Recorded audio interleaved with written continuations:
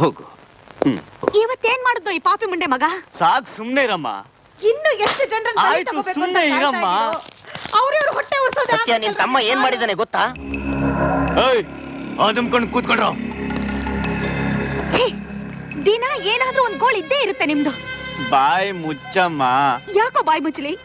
ನಿಮಗೆ ಜನ್ಮ ಕೊಟ್ಟ ತಪ್ಪಿಗೆ ಈ ಪಾಪಿಗಳಿಗೆ ಯಾವ ಬೇವರ್ಸಿ ಮುಂಡೆ ಜನ್ಮ ಕೊಟ್ಟವಳು ಅಂತ ಇಡೀ ಊರೇ ಶಾಪ ಹಾಕ್ತಾ ಇದೆ ನನಗೆ. ಸುಮ್ನೆ ಇರಮ್ಮ. ಯಾಕೋ ಸುಮ್ನಿರ್ಲಿ? ನಿಮಗೆ ಸತ್ಯ ಧರ್ಮ ಅಂತ ಹೆಸರು ಇತ್ತಲ್ಲ, ನೀವು ಬರೀ ಅಧರ್ಮವಾಗಿ ನಡ್ಕೊತಾ ಇದ್ದೀರಲ್ಲ. ನನ್ ತಲೆ ತಿನ್ಬೇಡ, ಸುಮ್ನೆ ಇರಮ್ಮ. ಇಲ್ಲ, ಸಾಧ್ಯ ಇಲ್ಲ. ಸುಮ್ನೆ ಇರಮ್ಮ. ನಾನ್ ಸುಮ್ನೆ ಇರಲ್ಲ.